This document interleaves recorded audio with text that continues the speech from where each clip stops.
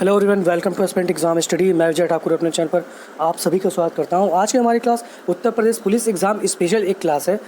काफ़ी mix topic लिए हैं मैंने। वर्ल्ड हिस्ट्री, इंडियन हिस्ट्री, जलप्रपात, झील और टाइगर रिजर्व, आप कितने हैं, घास के मैदान, यूपी स्पेशल के कुछ क्वेश्चन इसमें इंक्लूड किए हैं और जितने भी परमाणु संयंत्र है वगैरह वगैरह, ये सारी चीज़ें मैंने मिक्स करके एक क्लास बनाई है। तो आप एक बार देखोगे तो आप खाली हाथ नहीं जाओगे इस वीडियो से। तो प्लीज़ चैनल पे पहली बार आया तो सब्सक्राइब कर लेना। चलिए स्टार्ट करते हैं आज की अपनी। तो क्लास एक ये रिवीजन के तौर पे लीजिएगा, काफ़ी इंपॉर्टेंट क्लास है, लास्ट तक देखिएगा। सिर्फ कवर को देख के पूरी बुक जज मत कर लीजिएगा। बड़े चैनल्स भी 3-4 साल की PDF ही एडिट कर करके चलाते रहते हैं, इसमें आपको नए क्वेश्चंस कुछ मिलेंगे। मैंने टॉपिक चुना है और उसमें ज़्यादातर कवर करने की कोशिश की है। क्वेश्चन वाइज कुछ क्वेश्चन है, उसके बाद फिर थ्योरी पार्ट है, तो प्लीज़ लास्ट तक देखिएगा। चलिए स्टार्ट करते हैं। पहला क्वेश्चन है, उत्तर प्रदेश में किसान भाई योजना कब लागू की गई थी? तो 1992 में होती है और किसान क्रेडिट कार्ड योजना 1998 में होती है। तो चलिए नेक्स्ट देखते हैं। क्वेश्चन नंबर 2, नीली अर्थव्यवस्था को बढ़ावा देने के लिए किस मंत्रालय द्वारा समुद्र यह मिशन शुरू किया गया? यह पृथ्वी विज्ञान मंत्रालय द्वारा स्टार्ट किया गया। चलिए थर्ड क्वेश्चन देखते हैं। मुगल बादशाह द्वारा नियुक्त बंगाल का अंतिम सूबेदार कौन था? तो मुर्शिद कुली खान था, याद रखिएगा। 4, छठी शताब्दी के दौरान मथुरा के आसपास के क्षेत्र को क्या कहा जाता था? तो सूरसेन कहा जाता था इसके आसपास को। नासा इसरो का संयुक्त उपग्रह मिशन किस नाम से शुरू किया गया? तो ये निसार नाम से शुरू किया गया है। छठा क्वेश्चन देखते हैं। ब्लैक होल की घटना किसके शासनकाल में हुई थी? ब्लैक होल की घटना किसके शासनकाल में हुई थी? तो नवाब सिराजुद्दौला के शासन में होती है। 20 जून 1756 में होती है। डेट जरूर याद रखिएगा। सातवां क्वेश्चन देखते हैं। उत्तर प्रदेश में परमाणु संयंत्र केंद्र कहाँ स्थापित है? तो ये नरौरा है। चलिए नेक्स्ट देखते हैं। आठवां, भारत का सबसे ऊंचा जलप्रपात कौन सा है जिसकी ऊंचाई 1493 फीट है? तो कुंचिकल जलप्रपात है, कर्नाटक सबसे ऊंचा जलप्रपात है ये। 9, निम्नलिखित में से कौन सी नदी धुआंधार जलप्रपात बनाती है? तो नर्मदा नदी के ऊपर है। जोग जलप्रपात निम्नलिखित में से किस राज्य में स्थित है? तो ये कर्नाटका में स्थित है। अभी ये क्वेश्चन वाइज है, मैं एक लाइन से भी बता दूंगा कहाँ पे कौन सी झील है। ध्वनि का प्रबलता किस संबंध से है? तो आयाम से होता है। 12, क्वेश्चन नंबर 12, किस वर्ष प्रयागराज के किले पर अंग्रेजों का अधिकार स्थापित हुआ था? तो ये 1797 में होता है। उत्तर प्रदेश में स्कूल ऑफ पेपर टेक्नोलॉजी कहाँ स्थित है? तो ये सहारनपुर में स्थित है। अंगूर में कौन सा अम्ल पाया जाता है? तो टार्ट्रिक अम्ल होता है। पानीपत के तीसरे युद्ध में अहमद शाह अब्दाली है, सॉरी यहाँ पे थोड़ा सा हिंदी का जो भी मिस्टेक्स हो प्लीज़ अवॉइड करिएगा। अहमद शाह अब्दाली है यहाँ पे। किसने युद्ध शुरू किया? तो ये मराठा के साथ किया गया था। चलिए नेक्स्ट देखते हैं। वर्ष 2011 की जनगणना के अनुसार उत्तर प्रदेश की महिला साक्षरता दर क्या थी? तो 57.20 है। चलिए नेक्स्ट देखते हैं। क्वेश्चन नंबर 17, बैरन द्वीप स्थित है तो बंगाल की खाड़ी में है ये। प्लासी कब लड़ा गया था? प्लासी का युद्ध तो 23 जून 1757 में लॉर्ड क्लाइव और बंगाल के नवाब सिराजुद्दौला की सेना के बीच हुआ था। सेना है यहाँ पे, कर लीजिएगा, हिंदी टाइपिंग मिस्टेक है थोड़ी है। क्वेश्चन 19, उत्तर प्रदेश में पाए जाने वाले प्रमुख खनिज कौन से हैं? तो लाइम स्टोन तथा डोलोमाइट हैं। 20, डमरू जलप्रपात निम्नलिखित में से किस नदी के मार्ग पर है? तो स्वर्ण रेखा नदी पे है। बहुत जल्दी कंप्लीट कर दूंगा मैं। 21, कैंपबेल बे राष्ट्रीय उद्यान कहाँ स्थित है? तो अंडमान और निकोबार द्वीप समूह में स्थित है ये। 22, हरिजन सेवक संघ का पूर्व नाम क्या था? तो all India anti untouchability league इसका पहले नाम था। 23, फ्रंटियर गांधी के नाम से किसे बुलाया जाता है? तो खान अब्दुल गफ़ार खान, और पहले विदेशी हैं जिसे भारत रत्न भी दिया गया था, यही है वो। 24 क्वेश्चन, उत्तर प्रदेश में पर्यटन विकास निगम की स्थापना कब हुई थी? तो 1972 में होती है। अगरिया, बेगा तथा भुइया अनुसूचित जनजाति उत्तर प्रदेश के किस जिले में मुख्यतः निवास करती है? तो ये सोनभद्र में निवास करती है। उत्तर प्रदेश में रक्षा गलियारे का केंद्रीय क्षेत्र कौन सा होगा? तो दो है फिलहाल, बुंदेलखंड है और दूसरा चेन्नई है। और 2 डिफेंस कॉरिडोर, पहले बेंगलोर टू चेन्नई, दूसरा बुंदेलखंड। पहला याद रखिएगा, बेंगलोर टू चेन्नई है पहला और दूसरा बुंदेलखंड। चलिए नेक्स्ट देखते हैं। कन्हैया लाल मानिकलाल केंद्र हिंदी संस्थान कहाँ स्थित है? तो ये आगरा में स्थित है, ध्यान दीजिएगा। यूपी स्पेशल कुछ पार्ट लिया है मैंने। भारत की 2011 जनगणना के अनुसार उत्तर प्रदेश में लिंगानुपात क्या है? तो 912 है। 29 क्वेश्चन, उत्तर प्रदेश के किस जिले में देश का प्रथम पुलिस संग्रहालय स्थापना की गई? तो ये है गाजियाबाद। आंवले का सर्वाधिक उत्पादन करने वाला जिला कौन सा है? तो प्रतापगढ़ है। उत्तर प्रदेश में प्रथम विकलांग विश्वविद्यालय स्थापित किया गया? तो चित्रकूट में स्थापित किया गया। नियाग्रा जलप्रपात किन देशों की सीमा पर स्थित है? तो संयुक्त राज्य अमेरिका एवं कनाडा की की सीमा पे स्थित है ये। उत्तर प्रदेश राज्य में परीक्षा बांध किस नदी पर बनाया गया है? तो बेतवा नदी पे है। रानी लक्ष्मी बांध भी इसी नदी पे है। संयुक्त प्रांत का नाम उत्तर प्रदेश में बदलने के बाद इसके प्रथम राज्यपाल कौन थे? तो सर फिरोज शाह मोदी थे। उत्तर प्रदेश में कौन सा जनजाति दीपावली को शोक के रूप में मनाती है? तो ये थारू जनजाति है। 36वां क्वेश्चन, शाकंभरी देवी मेले का आयोजन किस स्थान पर किया जाता है? तो ये सहारनपुर में किया जाता है। विश्व का सबसे ऊंचा जलप्रपात कौन सा है? तो एंजिल जलप्रपात है। क्वेश्चन नंबर 37 चलिए देखते हैं। विख्यात भारत माता मंदिर किस स्थान पर स्थित है? तो ये बनारस में है। चलिए नेक्स्ट देखते हैं 38। विक्टोरिया जलप्रपात नदी कहाँ पर स्थित है? तो ये जम्बोजी नदी पर स्थित है। उसके बाद चलिए कुछ देख लेते हैं सक्रिय ज्वालामुखी और इंटरनेशनल और नेशनल, बाहर के भी देश के और देश के भी। सक्रिय ज्वालामुखी की बात करें तो किलौआ जो ज्वालामुखी है वो हवाई द्वीप है अमेरिका। उसका समेरू मेरापी इंडोनेशिया में है। माउंट एटना सिसिली द्वीप पर है। स्ट्राम्बोली लिपारी द्वीप पर है। कोटोपैक्सी इक्वाडोर है। बैरन द्वीप जो ज्वालामुखी है वो अंडमान निकोबार।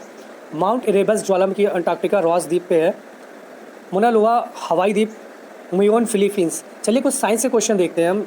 ये कुछ आपके जो सक्रिय ज्वालामुखी थे। अब साइंस से कुछ सदिश राशि अदिश राशि बहुत परेशान करते हैं।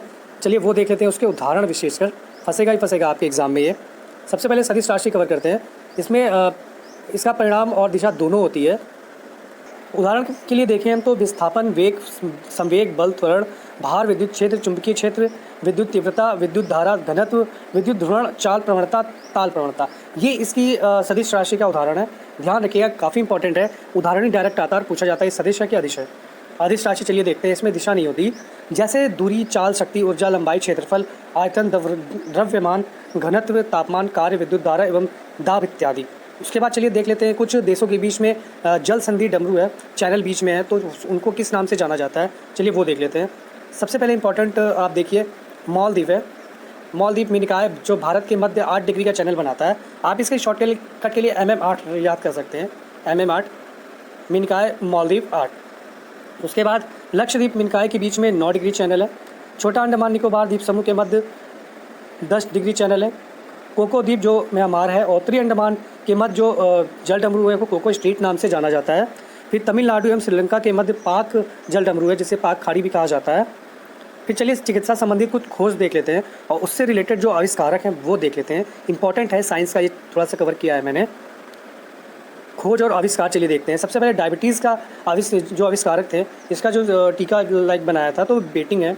चेचक का टीका एडवर्ड जेनर ने बनाया था। BCG का टीका की जो खोज की थी यो यूरिन कॉमेट ने की थी। कालाजार बुखार UN ब्रह्मचारी थे। हृदय प्रत्योपण क्रिश्चियन बर्नार्ड द्वारा था, आविष्कारक जो थे। DDT का जो टीका था, DDT जो है डॉक्टर पॉल मूलर इसके हैं। हाइड्रोफोबिया लुइस पॉस्चर हैं। DNA और RNA के बारे में एक बार देख लीजिए। RNA जेम्स वॉटसन तथा आर्थर अर्ग खोज और आविष्कारक हैं इसमें मिक्स। फिर DNA जेम्स वॉटसन तथा क्रिक। फिर रक्त ट्रांसफ्यूशन कॉर्ल लैंडस्टीनर थे। इंसुलिन बैटिंग एवं बेस्ट हैजा का टीका जो बनाया था रॉबर्ट कोच द्वारा। टीबी का द्वारा और टीबी का कीटाणु का जो पता लगाया तो वो रॉबर्ट कोच ये भी है। मलेरिया का टीका या खोज जो की थी बताई थी उन्होंने कि इसके बीमारी के बारे में, तो ये रोनाल्ड द्वारा था। भारत के कुछ महत्वपूर्ण झील देख लेते हैं। चलिए डल झील के बारे में सबसे पहले देखते हैं।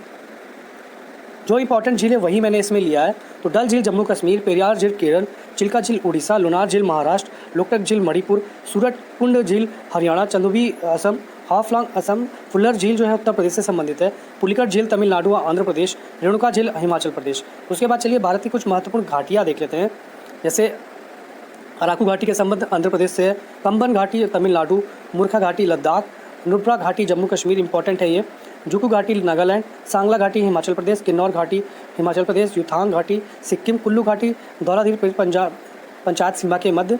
उसके बाद नीलांग घाटी उत्तराखंड और शांत घाटी केरल। चलिए उसके बाद घास के कुछ मैदान देख लेते हैं, काफ़ी इंपॉर्टेंट है और काफ़ी पूछा जाता है ये। सवाना देख लीजिए, पूर्वी अफ्रीका है और किन देशों के बीच में पाई जाती है ये, तो घास होती है ये तो ये Kenya, Tanzania, Venezuela, Colombia, Brazil में है।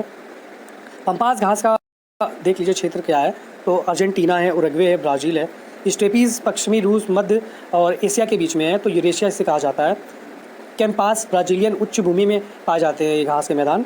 लानोस वेनेजुला में है, सेल्वास अमेजन बेसिन में है, सेराडो ब्राज़ील, साहिल अफ्रीका में लाल सागर से अटलांटिक सागर तक। फिर वेल्ड दक्षिण Africa, Canterbury New Zealand, downs Australia, prairie उत्तरी अमेरिका, पुस्ताज हंगरी और फिर पटाना श्रीलंका में पाया जाता है। ये घास के आपके प्रमुख मैदान है इंपॉर्टेंट, जो एग्ज़ाम की दृष्टि से इंपॉर्टेंट है और आते ही आते हैं, इंपॉर्टेंट है और ये आपके आएंगे ही आएंगे, देख लीजिए एक बार अच्छे से। चलिए उसके बाद मिलिट्री एक्सरसाइज देख लेते हैं कि अभी हाल ही में किन के बीच हुई है और किस नाम से जानी जाती है।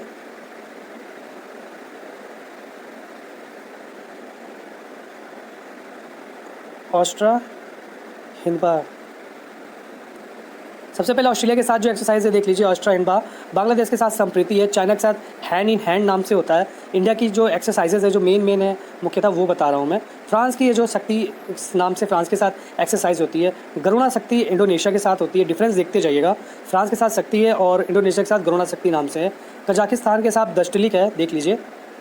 उसके बाद किर्गिस्तान के साथ खंजर एक्सरसाइज है। मालदीव के साथ एक्वेरियन है। मंगोलिया के साथ नोमैडिक एलिफेंट एक्सरसाइज है। म्यांमार के साथ एम्बेक्स है। नेपाल के साथ सूर्य किरण। ओमान के साथ आल निगाह। रशिया के साथ इंदिरा। सिसेल्स के साथ लिमिटाई। श्रीलंका के साथ मित्र शक्ति। थाईलैंड के साथ मैत्री। यूके के साथ अजय वॉरियर। यूएसए के साथ युद्धाभ्यास और यूएसए के साथ ही वज्र प्रहार नाम से एक्सरसाइज होती है। ध्यान रखिएगा, बहुत इंपॉर्टेंट है, पूछा जाता है। तो उत्तर प्रदेश के कुछ नवीनतम जीआई टैग देख लेते हैं।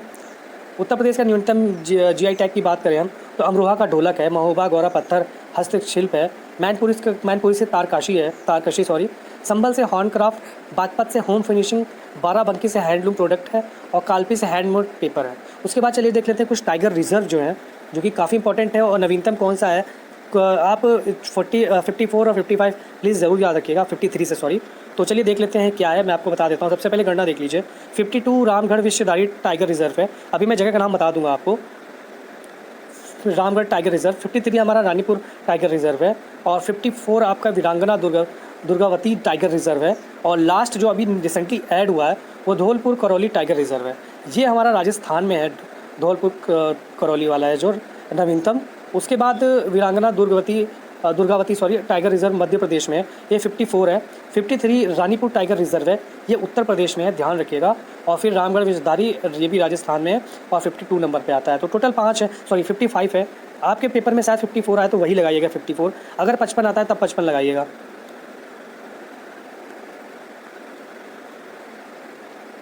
तो ये आज के लिए कुछ स्पेशल जो क्लास थी यूपी स्पेशल का वो पोर्शन है। तो आई होप आपके लिए कुछ इसमें बेनिफिट हो, कुछ आपकी हेल्प हुई हो इससे। प्लीज़ ज़रूर देखिएगा लास्ट तक, काफ़ी इंपॉर्टेंट है। कुछ ना कुछ इस वीडियो से आप लेके ही जाओगे, रिवीजन के तौर पे लीजिएगा। आज के लिए इतना ही, मिलते हैं नेक्स्ट क्लास में बहुत जल्दी। चैनल पर पहली बार तो प्लीज़ सब्सक्राइब कर लीजिएगा। टेलीग्राम चैनल भी देखा करिए, टेलीग्राम चैनल पर मैं अपने जो भी नोट्स होते हैं एग्जाम से रिलेटेड वो अपलोड कर देता हूँ। तो आज के लिए इतना ही, धन्यवाद।